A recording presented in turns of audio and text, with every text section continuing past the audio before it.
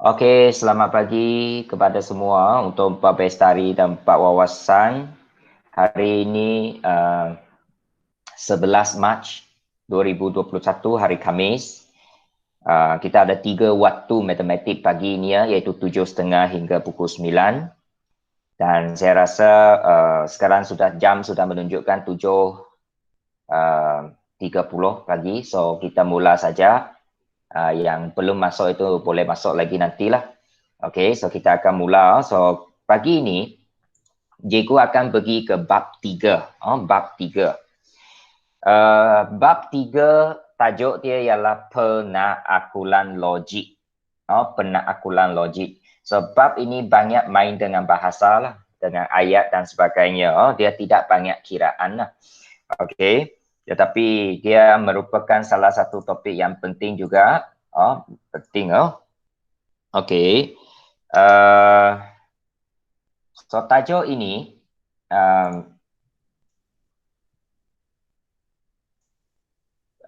kita bincang pasal 2 perkara sahaja. Kalau you tengok saya ada tulis di sini penaakulan logik ini. Yang pertama pernyataan. Yang kedua kita akan bincang pasal hujah. Hujah, bukan hujang, hujah. Pernyataan dan juga hujah. Ada 2 perkara yang kita perlu tahu di sini. Okey. Okey, kita sambung. 3.1 pernyataan. Apa yang dimaksudkan dengan pernyataan? So di sini cikgu telah berikan definisi dia. Pernyataan adalah suatu ayat. Pernyataan ini ialah suatu ayat yang boleh ditentukan sama ada benar atau palsu, tetapi bukan kedua-duanya. Ini awak kena baca ayat dengan teliti ya. Pernyataan ini maksudnya ialah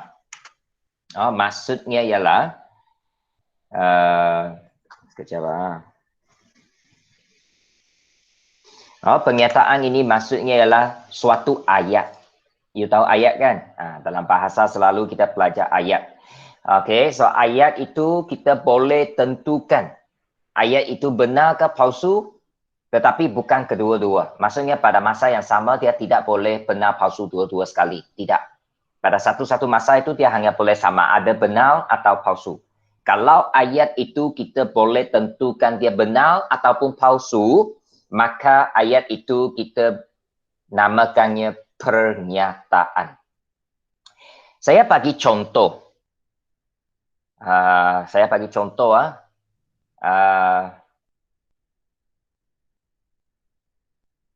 Ali pergi ke bandar. Ini satu ayat kan. Tetapi ayat ini saya tidak boleh tentukan dia benar palsu. Mana saya tahu Ali ini pergi bandar ke tidak kan? Kita tak tahu. Tidak tahu dia betul ke salah kan? Jadi itu bukan pernyataan. Kemudian contoh lagi, satu lagi ayat. Ampoi, malangnya nasib aku. Contoh. Ini ayat juga kan? Tetapi ayat ini bukan pernyataan. Kerana kita tidak boleh tentukan benar palsunya. Dia tidak ada maksud benar palsu. Contoh lagi. Awak keluar daripada sini. Ini ayat arahkan. Okey. Dan ayat ini pun bukan pernyataan kerana dia tidak membawa makna benar palsu. Jadi kalau ayat itu tidak membawa apa-apa benar palsu, maka ia bukan pernyataan. Okey, jadi contoh, cikgu ada bagi contoh di sini pernyataan benar. Punca kuasa 2 bagi 36 ialah sama dengan 6. Kalau guna kalkulator, punca kuasa 2 36 memang boleh dapat 6, betul. Kemudian dia kata bulatan bukan sebuah poligon. Kita semua tahu poligon itu mesti ada sisi-sisi garis lurus kan? Ya, memang bulatan tidak ada sisi garis lurus. So, bulatan bukan poligon. Ini betul. Ini pernyataan yang benar. Dan di sini ya, kita tidak guna betul salah. Kita guna benar palsu. Benar atau palsu. Okey? Yang kedua, pernyataan yang palsu, contoh 1/2 tambah 1/3 sama dengan 1/5, itu palsu. Palsu, kerana 1/2 tambah 1/3, jawapan dia adalah, awak kira jawapan dia berapa? Dia punya jawapan ialah 5/6. 5/6, bukan 1/5. Awak boleh guna kalkulator untuk kira. Jadi dia salah kan? Kalau salah, kita tahu dia salah, maka dia pernyataan. Dan dia merupakan pernyataan yang palsu. Kemudian yang kedua, hasil tambah sudut pentalaman sebuah segitiga ialah 360 darjah. Ini pun salah, pernyataan yang palsu. Kita tahu dia palsu, jadi dia merupakan pernyataan. Kenapa dia palsu? Kerana segitiga, sudut pentalaman segitiga 180 darjah, bukan 360. 360 ialah hasil tambah sudut pentalaman untuk segi 4. Segitiga 180. So, kita tahu dia sudah salah. So, dia merupakan pernyataan kerana dia boleh ditentukan dia salah. So, pernyataan palsu. Okey, kita sambung. Ayat tanya, ayat seruan dan ayat perindah bukan pernyataan. Ini sudah saya nyatakan tadilah. Okey, sekarang kita tengok latihan, bukan latihan, contoh 1. Tentukan sama ada setiap ayat berikut adalah pernyataan atau bukan pernyataan. Berikan justifikasi anda, berikan sebab maksudnya. Okey, A. Negatif 9 kurang daripada negatif 10. Ini adalah satu pernyataan. Ini pernyataan kerana ia adalah palsu. Saya rasa sebab di sini sudah salah kerana ia adalah palsu. Palsu. Di sini negatif 9 sepatutnya lebih besar negatif 10, tapi dia kata lebih kecil, so dia palsu. So sebab di sini ialah kerana ia adalah palsu. Palsu, tuliskan. So, dia pernyataan. Kerana kita boleh tentukan benar palsu. Kita tentu dulu. Bolehkah kita tentukan dia benar atau palsu? Kalau boleh, dia pernyataan. Kalau tak boleh, dia bukan pernyataan. Dia bukan pernyataan. Okey, sambung. B. Wah, banyaknya duit kamu. Ini bukan pernyataan. Sebab kita tidak boleh tentu benar palsu. So, bukan pernyataan. Tidak perlu beri sebab kalau dia bukan. Okey. Kemudian C. Negatif 700 darab 7 sama dengan negatif 4,900. Ini kalau kita kira pakai kalkulator, negatif 700 darab 7 memang jawapan negatif 4,900. So, dia adalah benar. Benar. So, kalau benar, maksudnya dia merupakan pernyataan. Okey. Sebab dia kerana ia adalah benar. Okey. Dan dia merupakan pernyataan. Kemudian D, 2M tolak 5 kurungan kuasa 2. Ini bukan pernyataan. Kenapa bukan? Kerana kita tidak tahu dia betul ke salah. Mana kita tahu 2M tolak 5 kuasa 2 ialah apa? Dia sama dengan pun tak ada. Dia sama dengan apa pun tak tahu. Sama dengan kucing ke? Anak ke? Sayur ke? Buah-buahan ke? Tak tahu. Apa itu M? Tak tahu juga. So, kita tak boleh tentukan dia benar palsu. Biasanya kalau ada pemboleh ubah di dalam ungkapan atau persamaan, biasanya dia bukan pernyataan. E, tolong senyap. Ayat ini bukan pernyataan. Okey, F, Y sama dengan X kuasa negatif 2 ialah fungsi kuadratik. Tadi walaupun cikgu kata kalau ayat itu ada pemboleh ubah, biasanya dia bukan pernyataan. Tetapi ayat ini lain. Tetapi ayat inilah lain kerana, kerana dia merupakan suatu fungsi kuadratik. Dia tanya tentang fungsi kuadratik. Kalau dalam bab 1 kita sudah belajar fungsi kuadratik ialah kuasa 2. Tetapi di sini dia kata kuasa negatif 2. So, dia adalah palsu. Kalau kita boleh tentukan dia palsu, maka dia merupakan pernyataan. Oh, so ayat ini merupakan pernyataan palsu. Lepas itu G, 5X tolak 3 bahagi 6. Lebih besar sama dengan 3. Nah, ini bukan pernyataan. Kerana kita tidak tahu apa itu X. Apa X itu maksudkan. Dia tidak sama dengan F. Tapi saya sudah kata, F ini, kita tahu ini yang dia tunjuk ini, Y sama dengan S kuasa negatif 2 ini, dia nak tunjuk kepada kita, ia merupakan fungsi kuadratik. Nah, itu lain cerita. Kalau fungsi kuadratik kita tahu memang kuasa 2, tapi di sini dia kata kuasa negatif 2. Itu pernyataan palsu. Tetapi untuk G, apa itu X kita tak tahu. Dia tidak sama dengan F. F itu kita tahu dia nak nyatakan fungsi kuadratik. Tapi G dia tidak tahu. So dia bukan pernyataan. Okey ya. Kemudian H, pantulang termasuk dalam transformasi isometri. Ya, betul. Pernyataan dan dia benar. Awak masih ingat di bawah transformasi atau penjemahan isometri kita ada 3 jenis. Apa 3 jenis itu?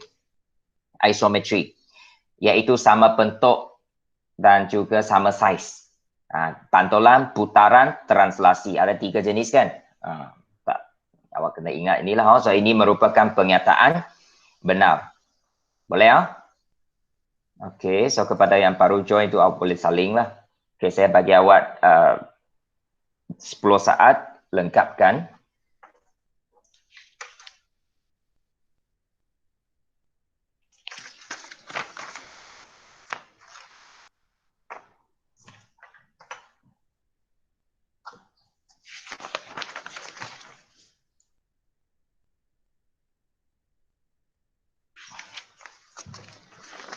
Okey, so kepada rakan-rakan yang sudah ada di dalam sini, tolong kalau boleh tolong bangunkan rakan-rakan yang lain. Yang selalu ada join tetapi bagi ini tak join itu saya percaya mereka belum bangun lagi ini.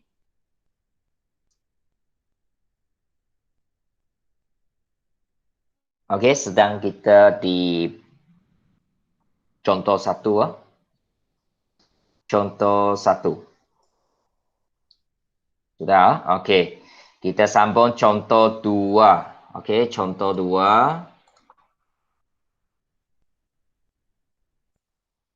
Okey. Tentukan sama ada pernyataan berikut adalah benar atau palsu. Buktikan sekiranya palsu. Okey. So, kita perlu buat pembuktian di sini. Saya besarkan lagi. Okey, kita tengok satu demi satu. A. X tolak A taraf X tolak A 2 kurungan ini sama dengan X kuasa 2 tolak A kuasa 2. So, jawapan saya di sini dia adalah palsu. Dia suruh kita tentukan benar palsu. Kalau dia suruh kita tentukan benar palsu, itu bermaksud ayat itu memang merupakan pernyataan sudah. Sebab hanya pernyataan kita boleh tentukan benar palsu. So, contoh 2, semua adalah pernyataan. Tetapi pernyataan itu benar ke palsu, itu kita perlu tentukan. Okey, so bagaimana nak tentukan A ini benar ke palsu? Kita perlu buktikan, tunjukkanlah. Okey, so S tolak A taraf S tolak A ini 2 kurungan kan? Seperti kita buat di bab 1. Kita cuba kembangkan 2 kurungan ini. Buka 2 kurungan ini.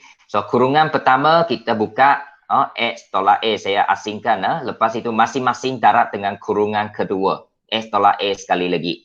Jadi kita akan dapat X darab X, X kuasa 2. X darab A, negatif AX. Kemudian tolak dengan A darab S, AX. Negatif-negatif, positif. A darab A kuasa 2. Dan kalau kita permudahkan, dia menjadi S kuasa 2, tolak 2AX, tambah A kuasa 2. Dan kalau kita banding dengan jawapan yang diberi di sebelah kanan ini S kuasa 2 tolak A kuasa 2 tidak sama. Kan? Yang kita taraf, yang kita kembang itu S kuasa 2 tolak 2S tambah A kuasa 2. Bukan S kuasa 2 tolak A kuasa 2. Jadi dia adalah tidak betul.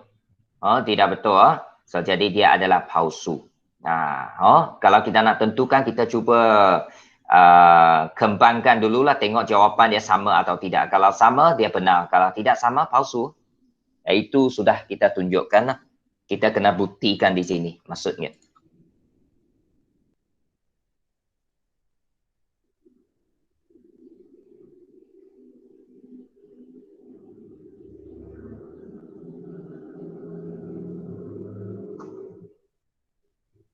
Okay, dah? Alright, kita sambung yang B. Kalau tak sempat tolong beritahu saya. Okay, B. X tambah Y kurungan kuasa 2 sama dengan X kuasa 2 tambah Y kuasa 2. Ini betul ke tidak? Kita sama juga. Tadi kita kembang, ini pun kembang. Kuasa 2, kurungan kuasa 2 maksudnya kita darab 2 kurungan yang sama. X tambah Y, X tambah Y. Lepas itu saya cuba ceraikan kurungan 1, X tambah Y, darab masing-masing dengan kurungan 2. Sebenarnya kembangan ini ada banyak cara lah.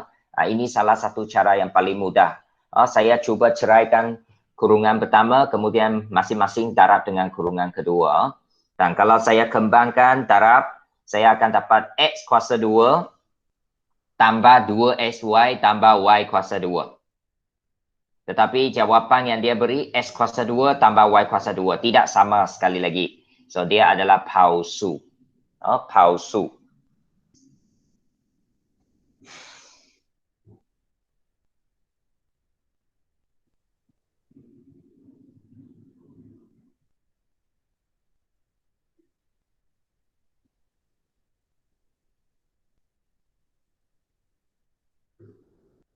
Dah? Okey. So, langkah kerja kena saling ngong. Saya tidak mau awak tulis benar palsu saja. Ini you buat. Jadi ini yang saya akan beritahu apa yang you perlu ambil gambar dan hantar. So, saya rasa muka surat inilah salah satu muka surat. Ambil gambar, hantar. So, tidak ada masalah untuk sebab saya sudah bincang jawapan kan.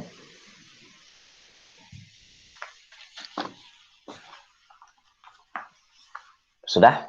Okey ya. Kita kalau sudah pergi ke C. Punca kuasa 3 untuk 27 sama dengan 3. So, kita tekan kalkulator. Punca kuasa 3, 27. Jawapan keluar daripada kalkulator memang 3. So, dia adalah benar. Kalau benar, tak perlu bukti lah. Memang benar kita kan. Tak perlu bukti ya. So, C ialah benar. Contoh ini suruh kita buat benar palsu. Dah? Okey. Kemudian kita pergi ke A dengan B sudah? B sudah? Halo kelas, sudahkah? Ada boleh sesiapa jawab saya? Dah, okey. Boleh jawablah, saya takut nanti semua ini. Sudah, okey. Sudah, bagus. Okey. Ya, tidak lama lagi kita akan jumpa di sekolah. Tidak lama lagi, beberapa minggu lagi ya. Okey, so untuk D. Ini D ya. Kandaan 4. Okey, untuk set kandaan 4. Saya rasa simbol ini awak tidak terlalu apalah. Sebab maksud saya tidak terlalu awak memang kenal simbol ini kan. Ini ialah tanda kepada tata tanda untuk set kan. Buka tutup ini tanda-tanda set. Awak sudah belajar set. Okey, so kandaan 4. Kandaan 4 adalah apa maksud simbol ni? Simbol ni ialah subset. Subset. Subset maksudnya di dalam. Ini maksudnya tepang ini adalah anak kepada ibu dia. Ibu di belakang dia. Itu maksud subset. Subset maksudnya di dalam ataupun anak kepada. Okey. So, kandaan 4 di dalam kandaan 2. So, kita boleh senarai dulu. Kandaan 4. Apa kandaan 4? 4, 8, 12, 16, 20 dan seterusnya. Ini adalah kandaan 4 maksudnya sifil 4.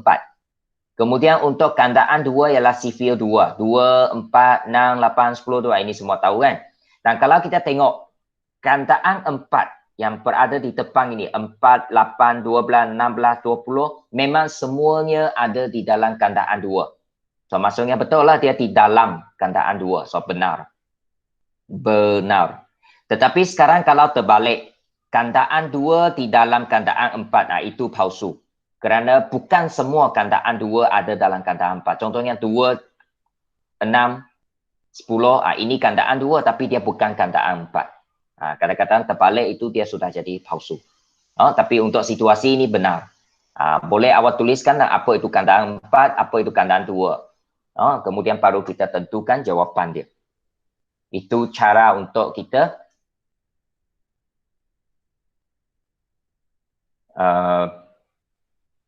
cari jawapan.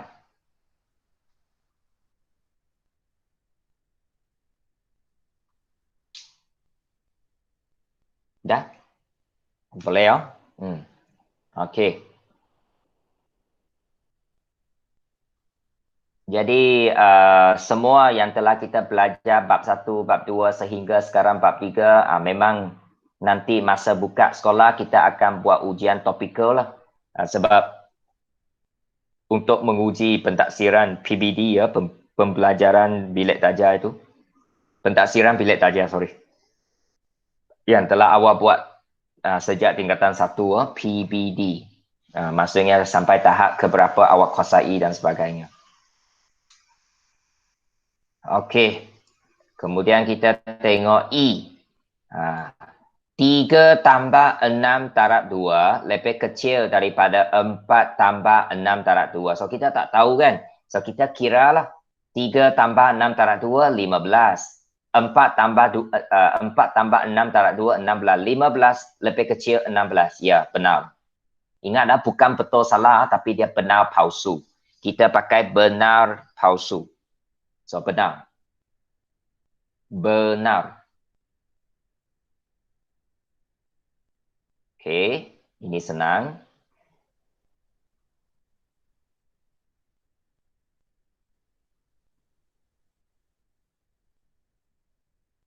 Kemudian kita sambung. X. Okey ya. Faktor bagi 8. Okey, kita tengok faktor bagi 8. Apakah faktor bagi 8? Faktor bagi 8, apa maksud faktor? Faktor maksudnya nombor yang boleh kita darab untuk hasilkan 8. Contohnya, apa darab apa boleh 8? 1 darab 8, 8. 2 darab 4, 8. Kan? So, maksudnya nombor-nombor itulah merupakan faktor kepada 8. 1 darab 8 kan? 1 dengan 8. 2 darab 4, 2 dengan 4. So, kalau kita susun, faktor bagi 8 ialah 1, 2, 4, 8. Dan simbol ini ya, macam I. Tapi dia bukan I lah. Okey, I huruf besar, seolah-olah I huruf besar lah. Simbol ini tidak sama dengan subset tadi. Subset di bahagian D itu. Tidak sama. Ini ialah subset, maksudnya anak kepada. Okey, tetapi untuk simbol ini ialah unsur kepada. Unsur kepada hanya kita tengok satu-satu unsur itu. Kalau subset mesti set dengan set.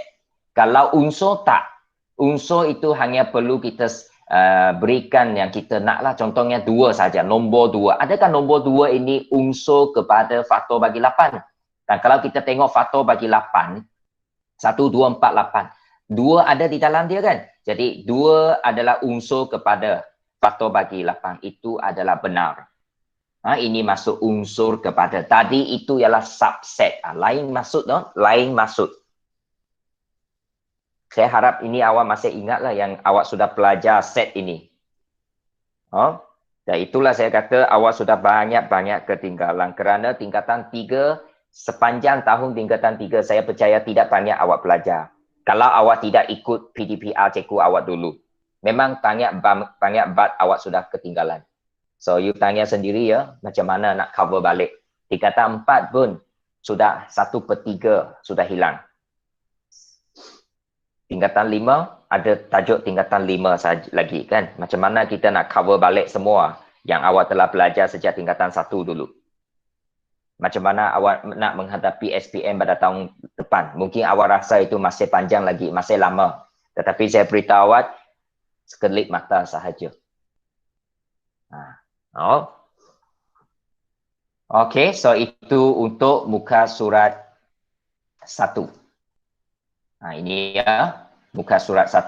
So nanti tolong ambil gambar muka surat 1 pada akhir nantilah, kemudian hantar. Saya bukan saja muka surat 1 hantar, ada lagi. So ini salah satu yang perlu awak hantarlah. Contoh 1 dan contoh 2 itu. Kemudian satu lagi ya, kepada pelajar yang hantar nanti, tolong ambil gambar kertas awak itu secara tegak, kemudian dalam bentuk saiz yang maksimum lah. Jangan ambil yang terlalu jauh. Apabila ambil jauh, dia saiz kecil. So adjust, laraskan handphone awak supaya kertas yang awak gambarkan itu adalah tegak dan dalam saiz yang maksimum. Okey, muka surat 1 merupakan salah satu yang perlu awak ambil gambar dan hantar nanti ya. Okey, sekarang kita pergi ke muka surat nombor 2. Nombor 2. Okey, sekarang kita pergi ke seterusnya iaitu pengkuantiti. Kalau you tengok cikgu di sini ada yang cikgu telah highlightkan. Yang saya sudah highlightkan itulah yang perlu awak ambil perhatian lah. Itu ialah kata kunci kepada bahagian nota itulah. Okey, tadi kita sudah belajar apa itu pernyataan. Kan, pernyataan ialah ayat yang boleh memberitahu kita dia benar atau palsu. Sekarang yang kedua, nota yang kedua kita belajar pengkuantiti. Kita ada 2 jenis pengkuantiti ya, nanti kita akan belajar. So, pengkuantiti ini dia terdiri daripada semua atau sebilangan. Kalau kita guna pengkuantiti semua, itu bermaksud dia merujuk kepada setiap objek. Kalau sebilangan, dia hanya merujuk kepada beberapa objek, tidak semua. Itu sahaja. So, contoh 3, lengkapkan pernyataan berikut dengan semua atau sebilangan untuk menjadikannya pernyataan benar. Okey, kita nak jadikan dia benar. So, kita kena isi sama ada semua atau sebilangan. Okey, kita tengok A di sini. Bulatan mempunyai lengkok. Semua bulatan mempunyai lengkok. You tahu lengkok, panjang lengkok itu lengkok. Memang, semua bulatan ada lengkok. B, bulatan mempunyai jejari 3 cm. Tapi awak kena ingat, bukan semua bulatan jejari 3 cm. Mungkin ada yang bulatan jejari 1 cm, ada yang jejari 2 cm, 1.5 cm, 4 cm, 7 cm, 8, 10 cm kan. Bergantung kepada berapa besar bulatan itu. Jadi bukan semua jejari 3 cm untuk bulatan. Jadi kita hanya boleh kata sebilangan sebab bukan semua. So sebilangan.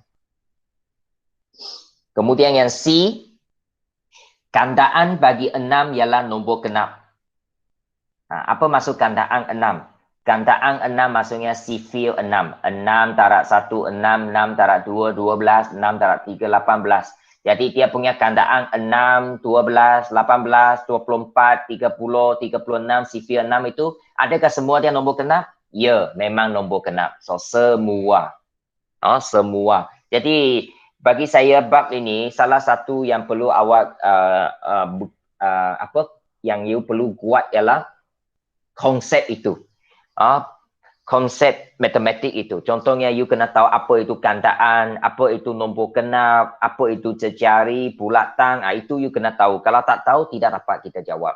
Padahal kita tidak susah untuk jawab sebilangan dengan semua. Tapi kalau murid tidak faham apa itu nombor genap, apa itu kandaan, dia tidak boleh jawab.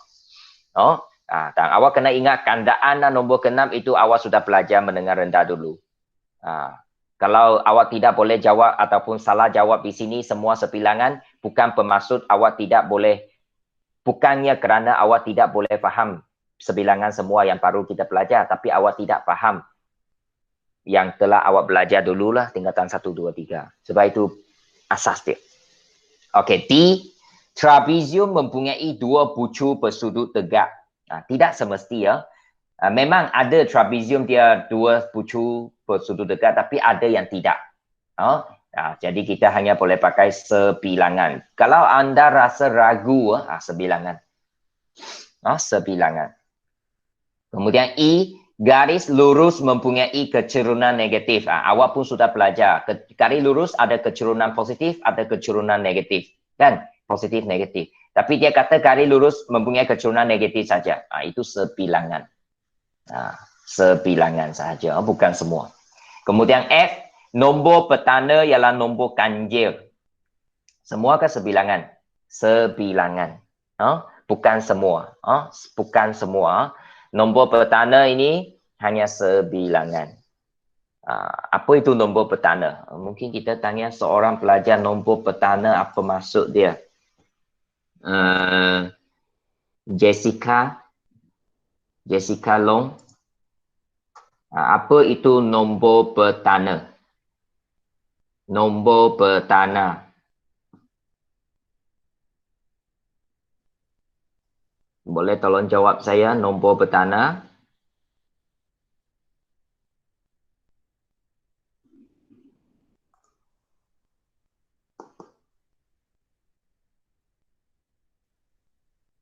Buka mic awak dan jawab.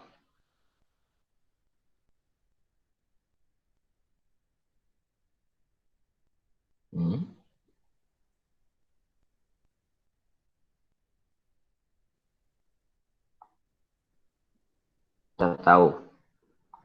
Tahu kah? Nur Hayati. Nur Hayati. Apa maksud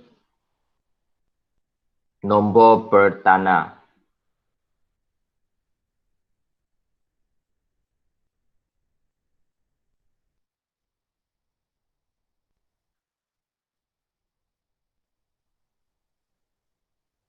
Okey, nombor boleh bahagi diri sendiri. Okey, betul separuh. Jadi nombor petanda ialah nombor yang boleh bahagi diri sendiri dan satu. Dia boleh bahagi dengan satu dan juga boleh bahagi dengan diri sendiri sahaja. Itu ialah nombor petanda. Jadi nombor petanda ialah mula daripada dua. Dua. Jadi nombor besar dari satu. Bukan nombor besar daripada satu. Nombor petanda, okey, nombor petanda ialah nombor yang boleh dibahagi dengan satu dan dirinya sendiri sahaja. Awak boleh baca di chatting, saya ada tulis di situ. Nombor petanda ialah nombor yang boleh dibahagi dengan satu dan dirinya sendiri sahaja. Contoh nombor petanda. Nombor petanda ini dia mula daripada 2, 3, 5, 7, 9 bukan. Sebab 9 boleh bahagi 3. So dia boleh bahagi lain banyak lagi 1, 9 dan 3. Maksud saya nombor itu boleh bahagi sendiri dan satu sahaja.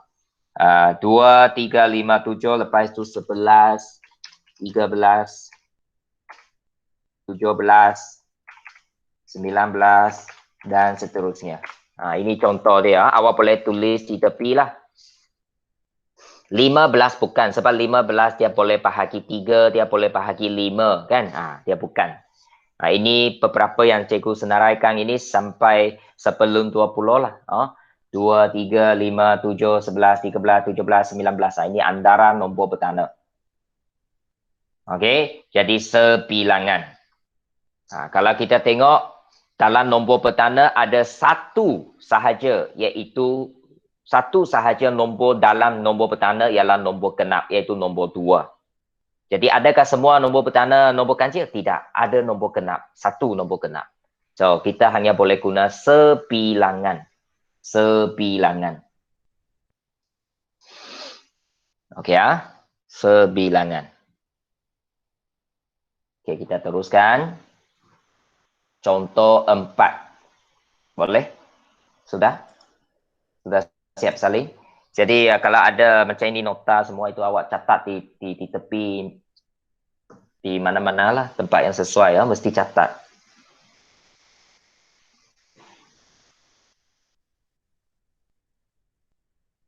Okey, kita sambung.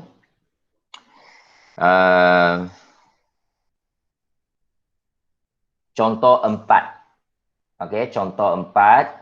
Tentukan sama ada setiap pernyataan yang berikut benar atau palsu. So A, semua, dia pakai pengkuantiti ya, semua image bagi pantulan akan memantul ke sebelah kanan. Palsu. Siapa kata mesti memantul ke kanan? Dia boleh ke kiri, dia boleh pergi ke atas, dia boleh pergi ke bawah. Tak semesti ke kanan. Palsu. Bukan semua. Sepatutnya guna sebilangan lah.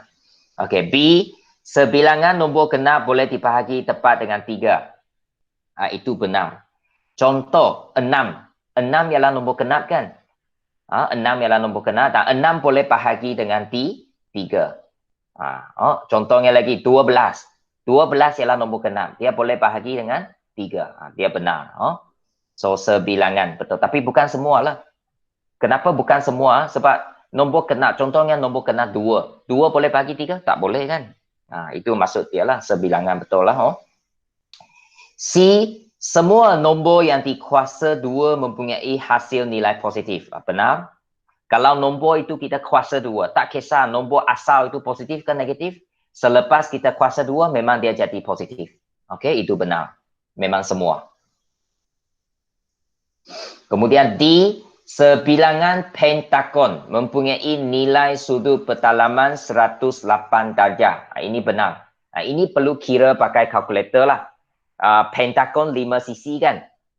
So, kita guna rumus N tolak 2 darab 180 bahagi N.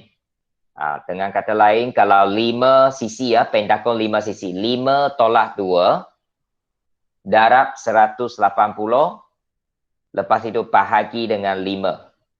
Kita memang dapat 108. So, 108 itu adalah benar. Tetapi bukan semua. Kenapa bukan semua? Kerana apa yang saya sebut tadi itu 108 itu khas untuk pentagon sekata. Kalau dia ada perkataan sekata, barulah boleh guna semua. Okey? Sebab kita pun ada pentagon yang tak sekata. Kalau tak sekata, maksudnya dia bukan 108 saja. Dia sudut lain pula. So, sebilangan benar. Kemudian E, sebilangan image dalam translasi mempunyai bentuk yang sama dengan objek. Ini palsu. Apa maksud translasi? Pergerakan kedudukan titik kan, pergi kiri, kanan, atas, bawah. Pergi kanan positif, pergi kiri negatif. Kiri kanan dulu, lepas itu translasi atas bawah. Atas bawah, atas, pergi atas dia positif, pergi bawah dia negatif. Okey. Bukan sebilangan, semua. Semua image dia mempunyai bentuk yang sama dengan objek. Translasi dia hanya bergerak kedudukan. So, size objek image masih sama. Jadi, kalau dia guna sebilangan, tak betul. Semua baru betul. So, sebilangan palsu lah. Sebilangan palsu. Boleh ya? Okey, itu contoh 4. Contoh 4. Okey, kita pergi tengok nombor 3 sekarang. Nota nombor 3. So, kita sudah belajar pernyataan. Okey, pernyataan.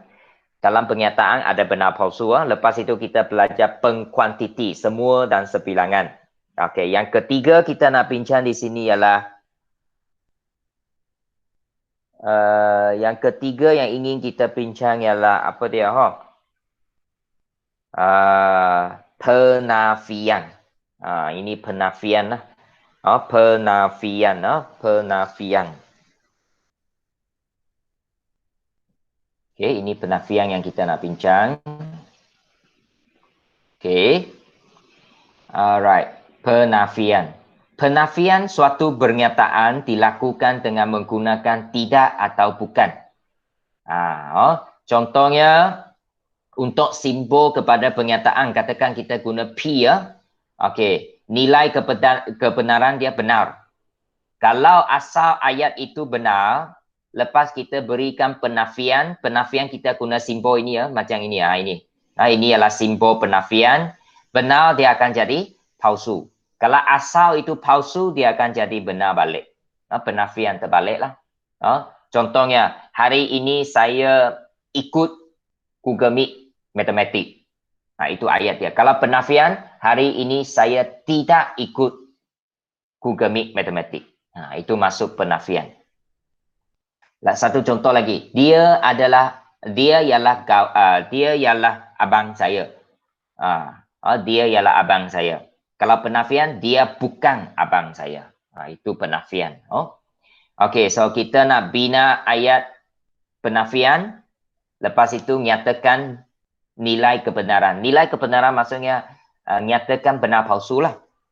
Okey, di sini ada beberapa contoh.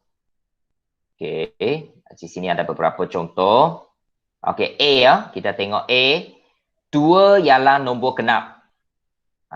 So, saya tulis di tepi dia. Memang benar lah. 2 ialah nombor genap, benar kan? So, apabila kita buat penafian. You tengok sebelah kanan ini simbol ini penafian. 2 ialah jadi bukan. 2 bukan nombor genap.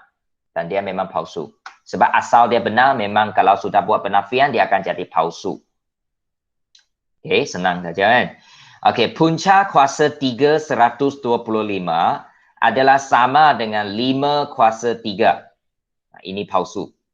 Kalau kita buat punca kuasa 3 125, jawapan dia 5 kan? Tapi di sini dia kata sama dengan 5 kuasa 3. 5 tidak sama dengan 5 kuasa 3. So, palsu. So, adalah sama menjadi tidak sama.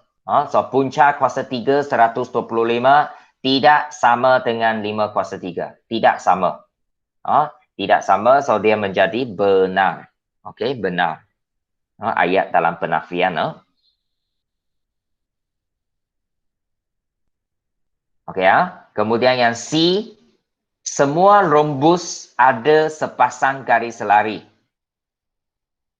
Ada sepasang maksudnya ada 2 garis lari lah, betul rhombus. Ada 2 pasang, 2 sisi, 2 sisi. Adalah selari. So, benar. Jadi, kalau nak jadi penafian, kita kena tukar ayat itu. Bukan semua. Tadi dia kata semua kan? Sekarang kata bukan semua. Bukan semua rhombus ada sepasang garis lari. Kita hanya perlu tambah perkataan tidak atau bukan. Untuk membuat penafian. Yang asal benar, lepas penafian dia jadi palsu.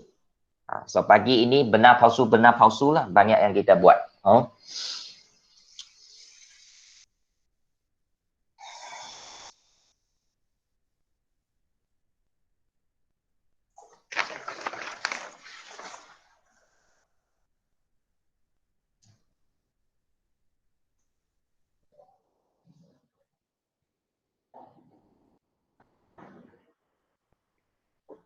Dah?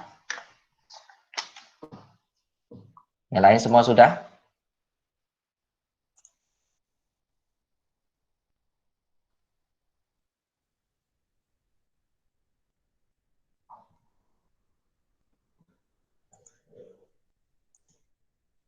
Dah, okey, bagus. Ya. Okey, kepada rakan yang belum itu, awak kena maklumkan saya. Kalau tidak, nanti saya tidak tahu awak belum dan saya sudah teruskan. Jadi, buatlah seperti yang saya buat. Kalau soalan itu boleh kita buat lakaran gambar aja, kita lakarkan. Kan? Kalau ada nota ringkas, kita catat. Semua itu, buatlah.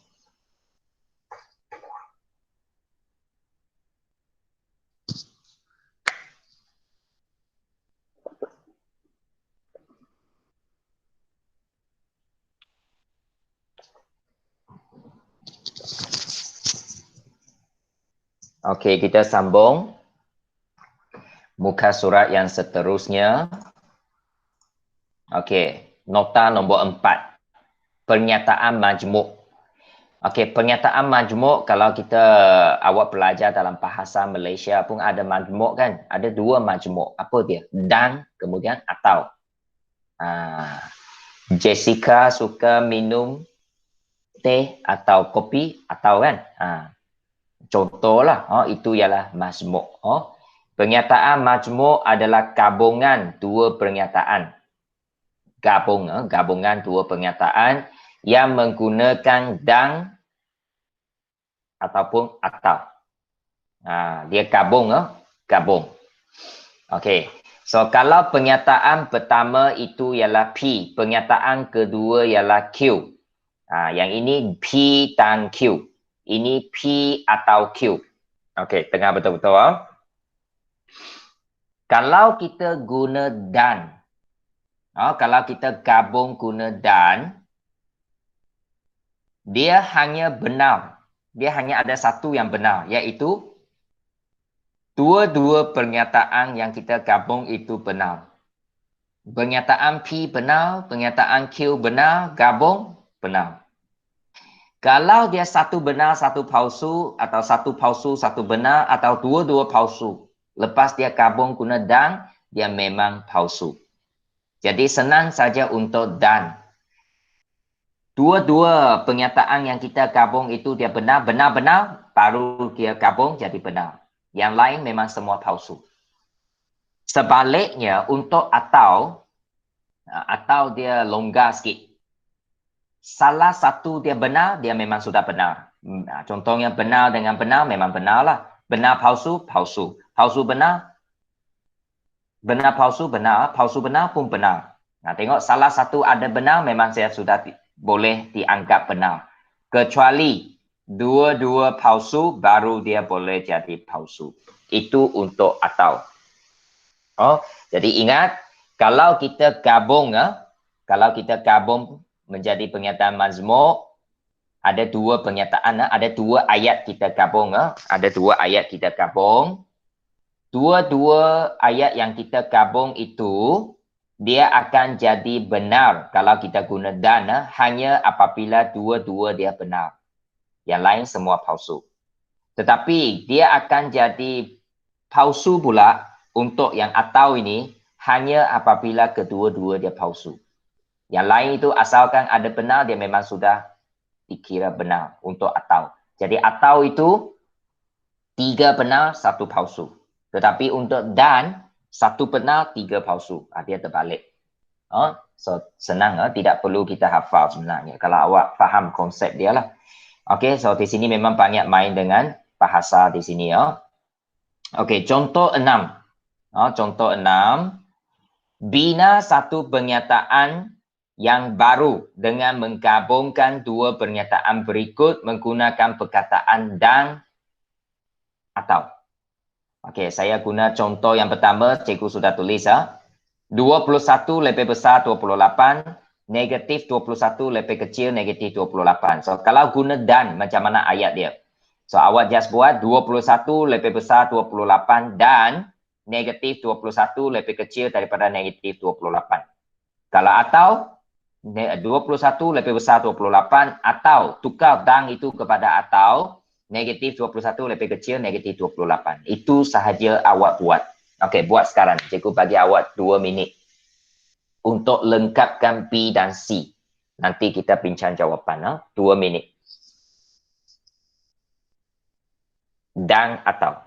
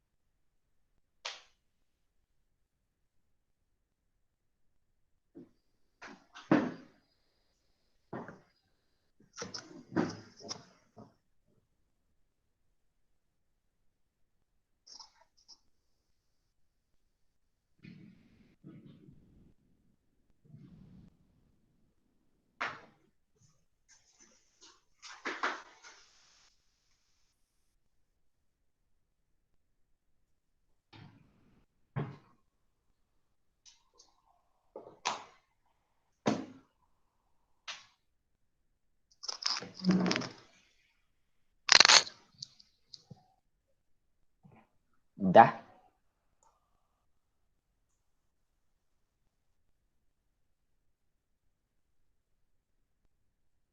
Nanti akhir sekali kita akan ambil kehadiran sekali lagi ya. Akhir nantilah.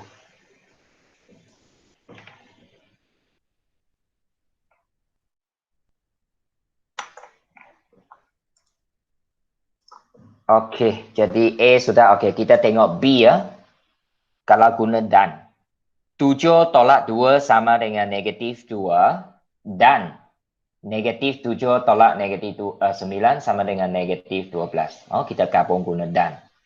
Kalau atau 7 tolak 9 sama dengan negatif 2 atau negatif 7 tolak 9 sama dengan negatif 12. Oh, gabungkan. No?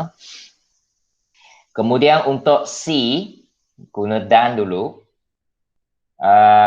Ini kena ada sedikit kebijaksanaan lah. Kalau kita baca di sini, 4/3 ialah pecahan tak wajar. 6/5 ialah pecahan tak wajar. Dua-dua pecahan tak wajar kan? Jadi bagaimana kita gabung?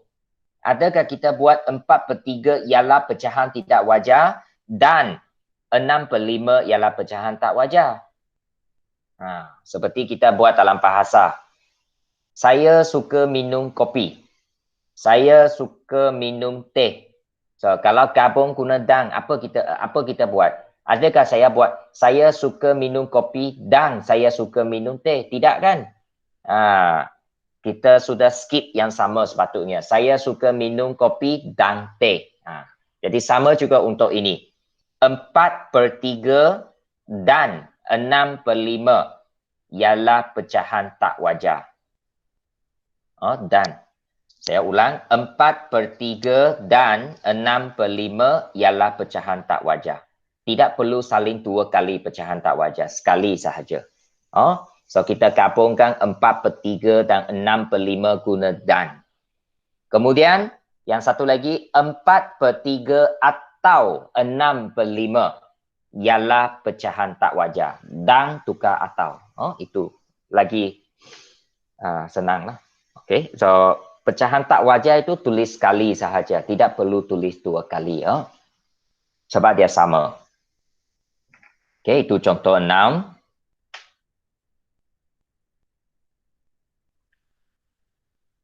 Dah? Okay, kita sambung. Sudah? 4 wawasan sudah? Sempat ke? Sempat saling?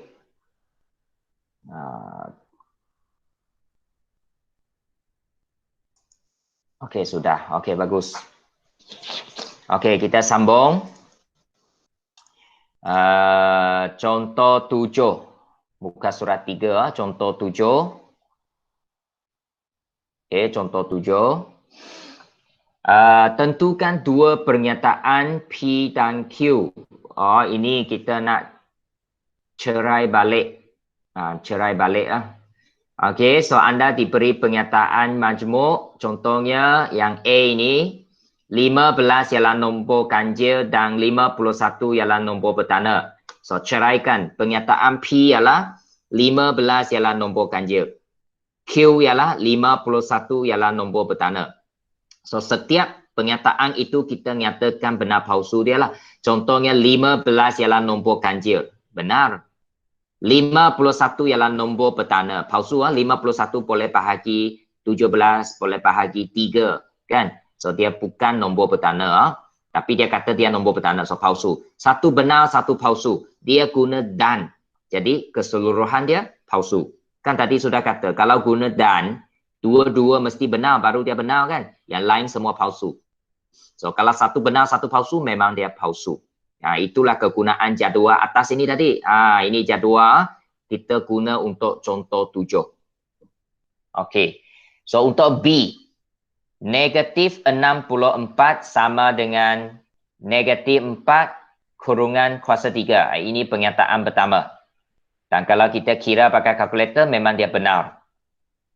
Pernyataan Q yang kedua ini, negatif 64 sama dengan negatif 4 darab negatif 4 darab negatif 4. Benar juga. Ini pun benar. Okey, dia guna dan. Kebetulan sini dua-dua pernyataan itu benar-benar. So keseluruhan dia benar walaupun guna dan. Itu cara kita kenal pasti benar palsu. Bukan pakai tempak ataupun buat apa? tekaan sahaja, dia kena ada logik dia di sini. Itulah sebabnya tajuk ini kita panggil dia penaklukan logik. Okey. Kemudian C, pernyataan pertama, tangent 45 darjah sama dengan 1. Guna kalkulator tekan, tangent 45, memang dia sama dengan 1. Okey, benar. Lepas itu, sin 30 darjah. Sin 30 darjah sama dengan 0.3. Kalau kita pakai kalkulator, sin 30 darjah itu berapa? Kalkulator tekan. Eric Sebastian. Sin 30 darjah. Kalau pakai kalkulator, apa jawapan dia? Eric Sebastian? Awak ada di line ke?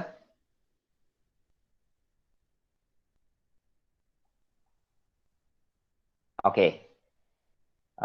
Saya harap semua yang ada di dalam line ini, jangan awak hanya buka line and then teruskan tidur. Ada pelajar macam itu, dia kerana terpaksa dia ikut kelas, okey dia on. Sebab dia tak buka kamera kan, saya tak nampak pun.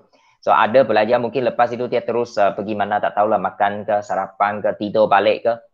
Saya tak tahu. Jadi apabila saya panggil nama, kalau dia tak bagi apa-apa respon, itu maksudnya dia memang tak ada di situ. Oh, so saya harap awak kena tahu tentang ini ya. Kalau saya tak tahulah, saya dapati sekolah menengah ini pelajar dia tidak seperti kalau sekolah rendah.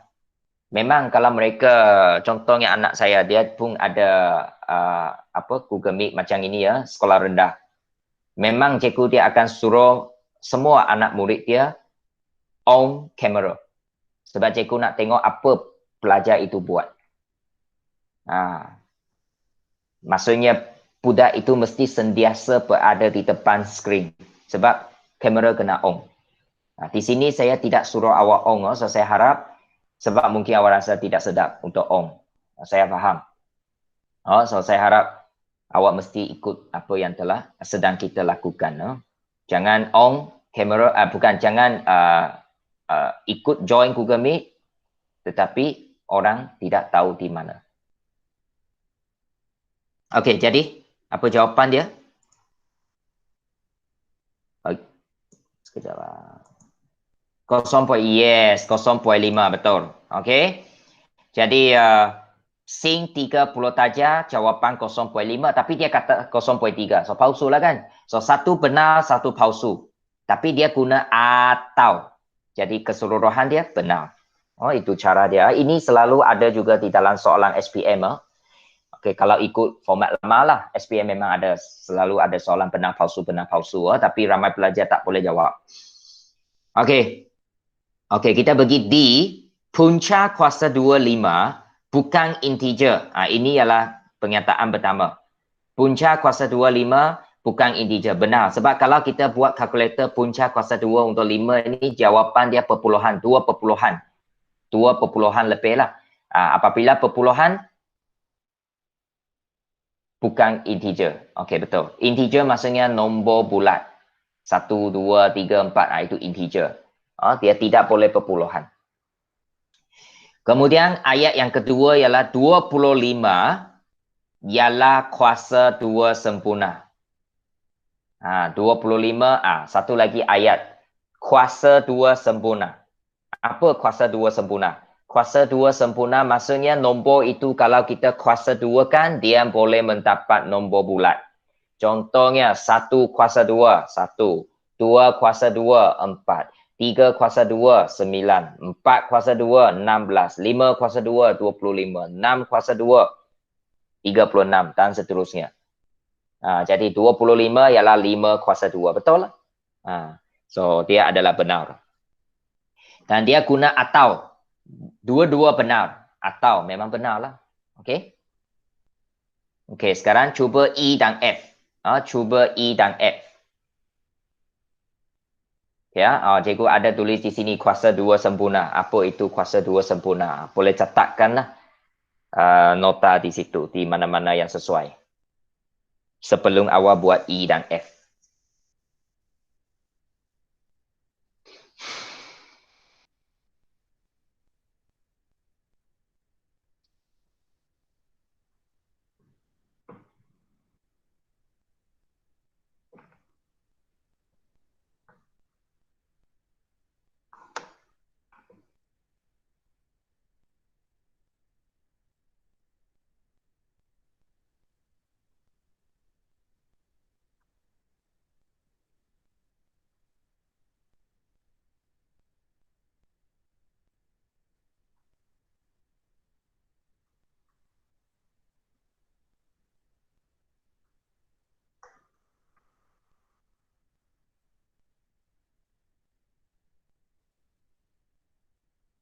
Dah. Okey. So kita sambung E. Faktor bagi 5 ialah 1 dan 2. So bagaimana pecahkan dua ayat ini? So you tengok. Ayat yang pertama, faktor bagi 5 ialah 1.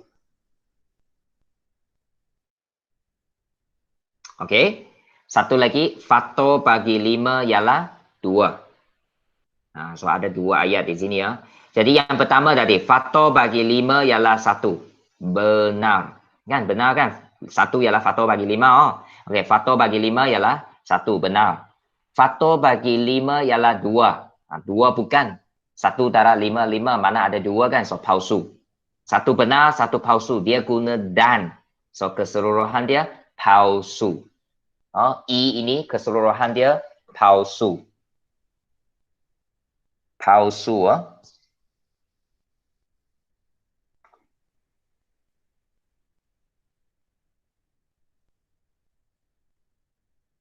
Okey. Dah.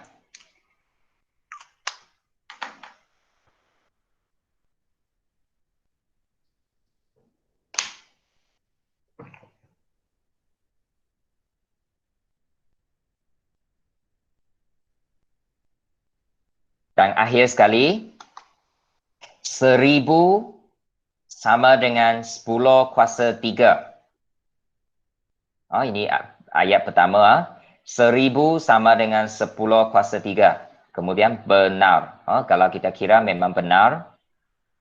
Ayat yang kedua, Q ini, punca kuasa 3 1000 sama dengan 10.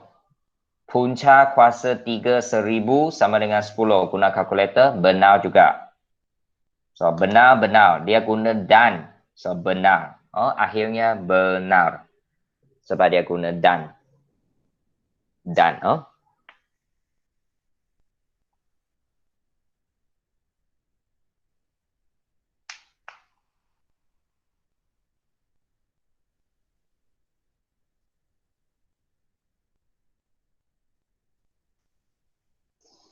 Boleh? Dah? Okey ya. So, kita sambung lagi. Sebab hari ini kita banyak sikit waktu.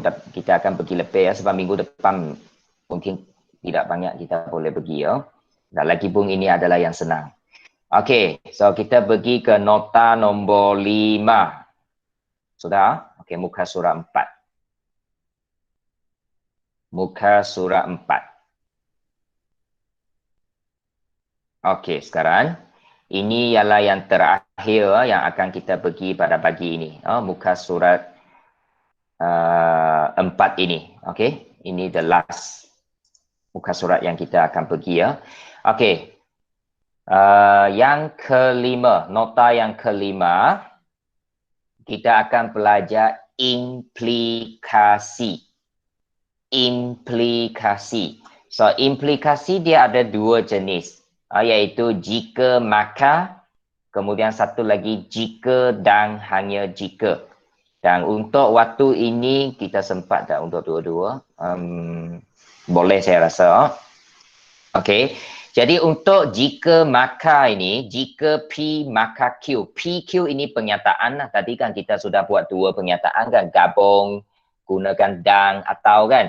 Okey, sekarang dua pernyataan yang diberi itu kita juga boleh tulis dalam bentuk implikasi. Implikasi maksudnya sebab akibat.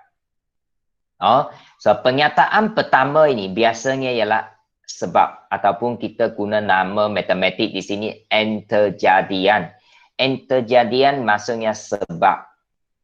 Pernyataan Q ini, pernyataan yang kedua ini ialah akibat. Akibat dia. Contoh, jika hari hujan, maka perlawanan bola sepak itu ditangguhkan. Itu ialah sebab akibat. Kemudian contoh lagi. Jika Ali bangun lewat, maka dia akan ketinggalan Google Meet. Contoh. Kalau dia tidur lewat, dia bangun lewat, dia tidak akan dapat ikut Google Meet kan. Contoh. Itu maksudnya jika maka. Sebab akibat. Sebab akibat. Jika saya sakit, maka tidak dapat hadir ke sekolah. Itu contoh. So senang saja jika maka. Kemudian jenis yang kedua, dia guna jika dan hanya jika. Dia adalah gabungan daripada jika P maka Q dan jika Q maka P. Okey, contoh tadilah sama. Saya sakit jika dan hanya jika saya tidak hadir ke sekolah. Samalah. Jika saya sakit, maka saya tidak hadir ke sekolah kan. Jika maka itu kita gabung jadi jika dan hanya jika. So itu tidak ada masalah bagi saya lah. Okey. Okey, so kita sambung. Okey, kita sambung muka surat 4 ini. Bab 3. Okey, kita tengok contoh terus. Contoh 8. Bentukkan implikasi jika maka ini. Contohnya, kejadian dia A sama dengan 3. Akibat dia A kuasa 3 sama dengan 27. Jadi implikasi dia, jika A sama dengan 3, maka A kuasa 3 sama dengan 27. Okey, untuk B, kejadian dia punca kuasa 2, 9 tambah K sama dengan 12. Akibat K sama dengan 9. Jadi bagaimana kita buat implikasi dia? Jika punca kuasa 2, 9 tambah K sama dengan 12, maka K sama dengan 9. Guna jika maka. Jika maka. Senang saja. Okey, so sekarang saya berikan beberapa minit kepada anda untuk C dan D. C pun sudah ada jawapan lah. Jika N lebih kecil daripada negatif 5, maka N tolak 5 lebih besar 2N. Guna jika maka. Jika N kejadian, maka akibat. Okey. Kemudian D, senang saja. Jika P dan Q ialah nombor genap, maka hasil tambah P dan Q ialah nombor genap. Jika maka. Ambil bulat-bulat ayat yang diberi, kejadian dan akibat. Ayat yang asal itu kita ambil, terus kita gabung guna jika maka. Jika P dan Q ialah nombor genap, maka hasil tambah P dan Q ialah nombor genap.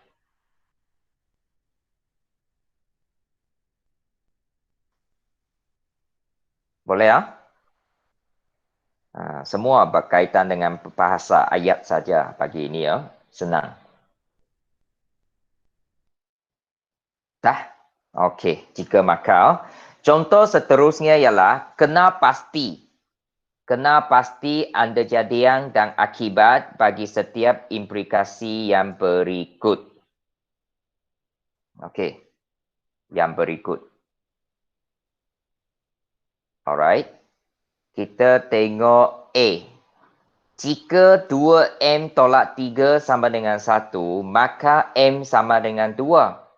Jadi, mana satu ayat ialah kejadian? Kejadian adalah ayat sebelum maka. Ayat sebelum maka. Tetapi selepas jika. So, dia adalah 2M tolak 3 sama dengan 1. Akibat dia ialah ayat selepas maka. Ayat selepas maka, iaitu M sama dengan 2. So, ingat kejadian dan akibat tidak ada perkataan jika maka lagi Tidak ada perkataan jika maka.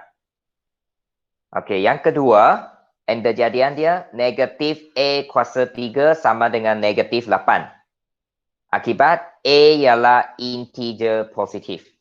A ialah integer positif.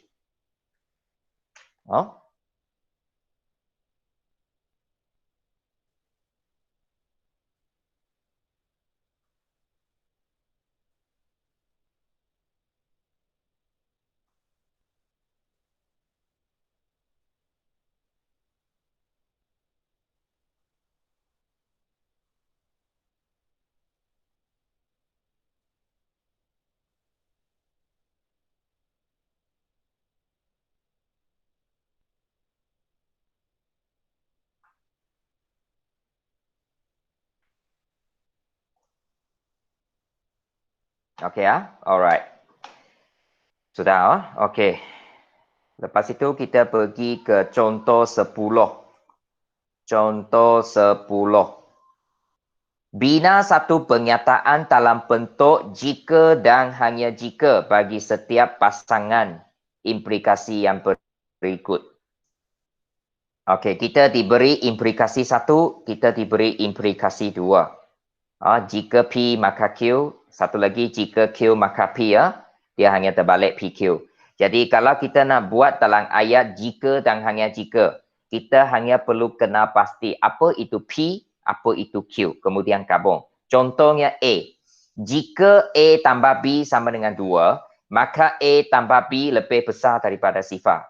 Implikasi 2, jika A tambah B lebih besar daripada sifar, maka A tambah B sama dengan 2. Kalau kita tengok dua implikasi ini, dia punya PQ terbalik saja kan? Dia masih guna jika maka. Depan pergi belakang, belakang pergi depan saja kan? Jadi bagaimana buat jika dan hanya jika? Jadi yang pertama, ayat yang pertama, A tambah B sama dengan 2. Ayat yang kedua, A tambah B lebih besar kosong. Jadi kita guna jika dan hanya jika di tengah. So, A tambah B sama dengan 2. Jika dan hanya jika, A tambah B lebih besar daripada kosong. Guna jika dan hanya jika. Untuk B, implikasi 1. Jika suatu garis lurus mempunyai kecerunan positif, maka kecerunannya lebih besar daripada kosong. Bagaimana buat implikasi 2? Terbalikkan sajalah. Jika kecerunannya lebih besar daripada kosong, maka suatu garis lurus mempunyai kecerunan positif. Kita terbalikkan saja, senang kan? Dan apabila buat jika dan hanya jika, suatu garis lurus mempunyai kecerunan positif, jika dan hanya jika kecerunannya lebih besar daripada kosong. Boleh ya? Okey, kemudian C, implikasi 1. Jika A tambah B sama dengan 180 darjah, maka A dan B ialah sudut pengenap. Implikasi 2, jika A dan B ialah sudut pengenap, maka A tambah B sama dengan 180 darjah. Ini implikasi 2. Kemudian untuk yang ketiga, iaitu jika dan hanya jika. A tambah B sama dengan 180 darjah jika dan hanya jika A dan B ialah sudut pengenap. So tolong lengkapkan ini. Tolong lengkapkan ini.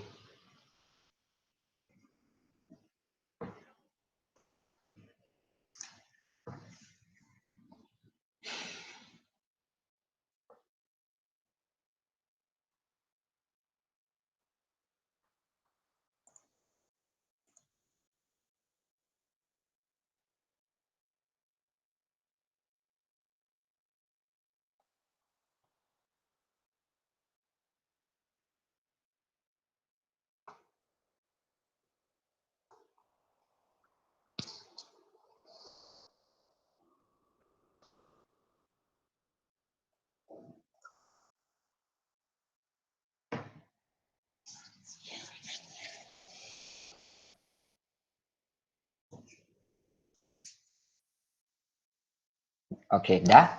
Jadi kepada yang sudah itu, senang saja kan? So, anda pergi ke contoh 11, ini pun senang. Dia bagi kita jika dan hanya jika, kita cerai balik menjadi implikasi 1, implikasi 2. Jika, maka, jika, maka. So, saya bagi contoh di sini. Okey. So, ini yang terakhir lah, sudah. So, siap sampai contoh 11. Itu untuk pagi ini.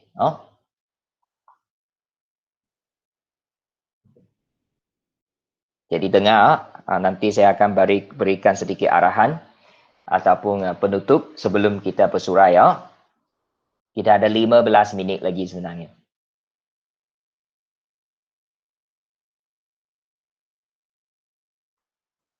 Contoh 11 itu awak buatlah. Kemudian, sekarang pun boleh. Sebab senang saja.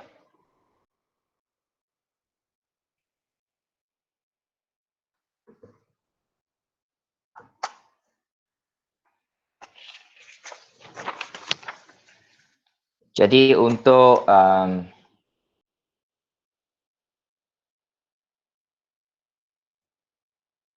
untuk kehadiran, cikgu akan bacakan nama yang hadir. Kalau nama awak tidak dibaca tetapi awak hadir, tolong beritahu saya. Takut nanti saya terlepas pandang.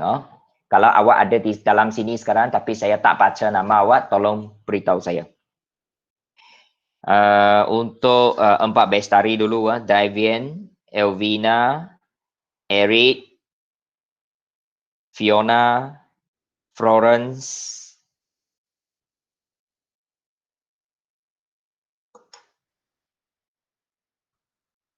lepas itu Jessica Long, Jessica X, Marilyn, Muhammad Daniel, Nashita, Nur Mirza, Nur Hayati, Nur Hidayah, Pauline, Tracy, Vanessa. Setakat ini yang saya ada lah untuk 4 bestari, 16 orang. Lepas itu untuk 4 wawasan, Alicia Esther, Jennifer, Sia, Jerome, tapi dia sudah left, sekejap ada sekejap datang, mungkin line tak bagus lah. Okey, kemudian Nesterina, okey, baik, dan Vanessa E, okey. Daripada 4 bestari baru 4 orang. Okey. So kalau ada saya silap ataupun memang awak ada tapi saya tak bacakan nama, tolong maklumkan saya. Saya rasa harap tidak ada lah. Okey. Okey. Sudah semua? Halo, boleh sesiapa jawab saya, sudah ke? Tracy? Tracy. Nak dengar suara awak. Ya, Tracy, buka mikrofon awak. Sudah ke awak? Sudah, cikgu. Okey, bagus. Jangan malu, tidak ada apa nak malu. Saya tak nampak awak, awak pun tak nampak saya kan. Suara itu tak apa. Okey, kita tanya lagi Daniel, 4 bestari. Sudah siap? Sudah. Okey, bagus. Dengar.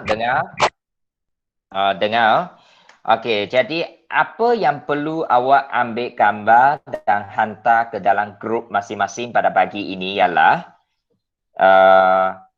awak ambil gambar untuk muka surat 1 hingga 4. Ambil muka surat 1, 2, 3, 4.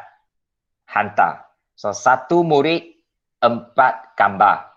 1 murid, 4 gambar. Dengar betul-betul, 1 murid, 4 gambar perlu awak hantar. Muka surat 1 hingga 4. Memang semua sudah kita bincang jawapan. Okey, itu 1.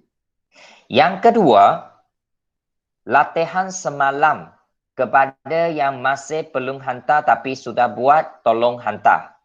Tolong hantar, terutamanya untuk 4 wawasan sebab ramai yang belum hantar. Semalam saya rasa Alicia you belum kan, so tolong lepas ini boleh ambil balik gambar semalam yang objektif itu kan, bab 2 asas nombor itu, 1 muka surat saja you ambil gambar hantar. Jennifer pun sama, Jennifer Sia. Jerome saya tak pasti, saya rasa sudah ke belum? Semak balik, saya rasa belum. Sekejap, saya tengok. Untuk 4 wawasan. Ya, belum. Jerome, tolong hantar latihan semalam juga. 1 muka surat saja. Yang lain sudah. Okey. Untuk 4 bestari, saya tengok 4 bestari, ramai hantar juga. Tapi yang belum itu tolong ambil gambar hantar balik lah. Saya masih terima lagi. Okey, dan yang sudah hantar itu memang cikgu sudah semak dan kembalikan kepada awak kan. Dan ada nama dia sekali di bawah.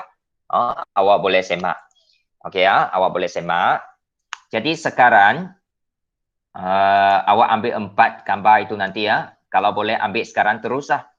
Ambil sekarang terus, boleh send terus. Okey. Jadi cikgu nak bincang latihan semalam. Cikgu nak bincang latihan semalam. Ada 1-2 soalan yang majoriti pelajar salah. Itu yang saya nak bincangkan. Ini. Okey, so saya harap semua boleh nampak. Ini dia. Latihan semalam. Muka surat 22 semalam. 22. Okey. Jadi saya dapati pelajar yang banyak salah ialah kejap. Biar saya semak dulu.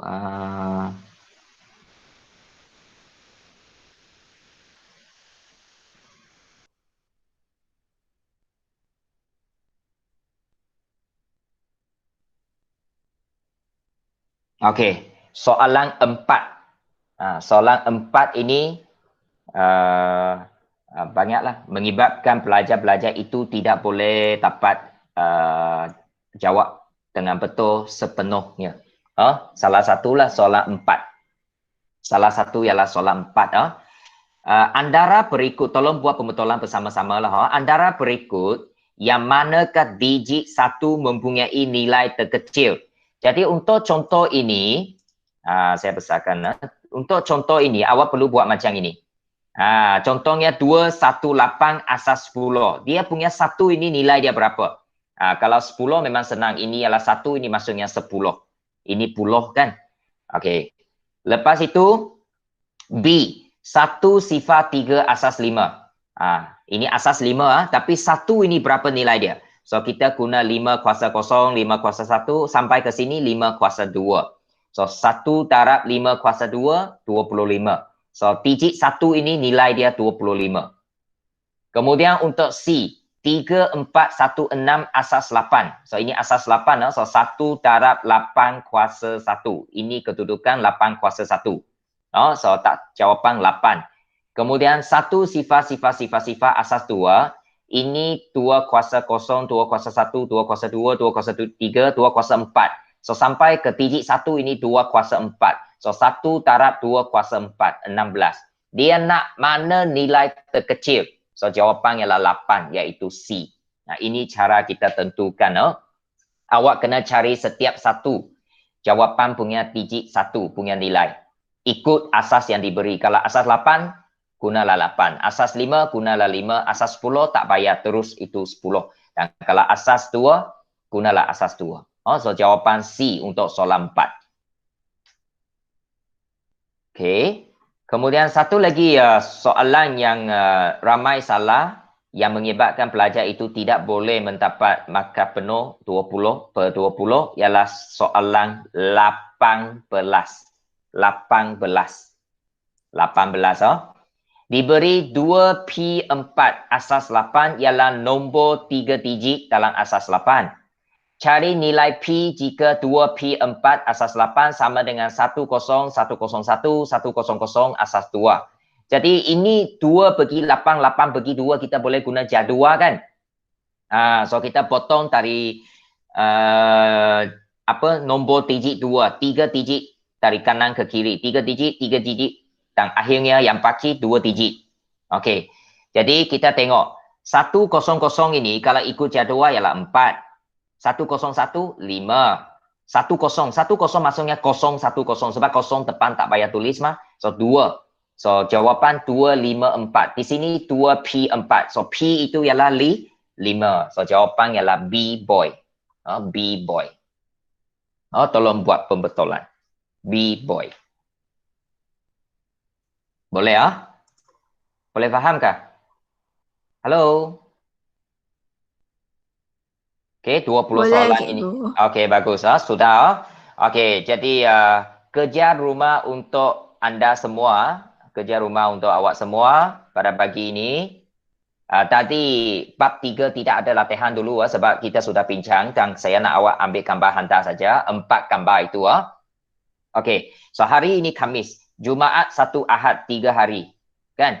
So, mesti kena ada kerja rumah. Sebab matematik biasanya ada kerja rumah. So, awak buat muka surat sambung ini. Muka surat 23, muka surat 24, muka surat 25. 3 muka surat lagi. Tapi soalan dia tidak banyak sebab semua objektif.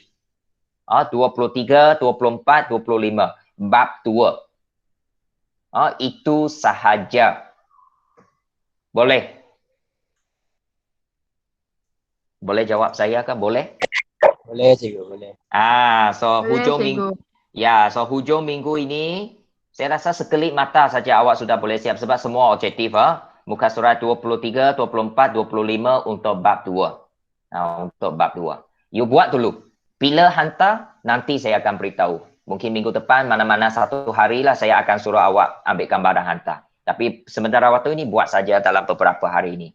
Jadi pagi ini awak hanya perlu hantar 4 muka surat yang saya bincang tadi. Ambil gambar, hantar. 1 murid, 4 gambar.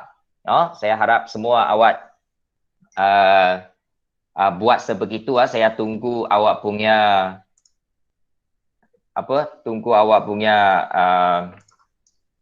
jawapan gambar. Okey. Jadi itu sahaja untuk pagi ini. Sekejap saya ambil itu dulu.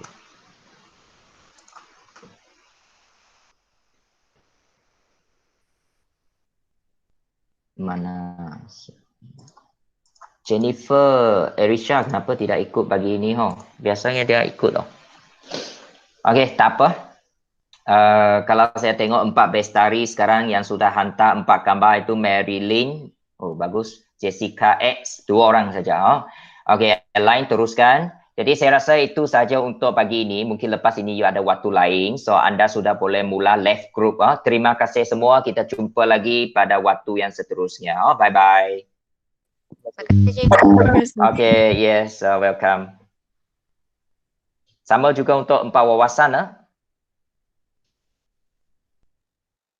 Tolong ambil gambar dan hantar.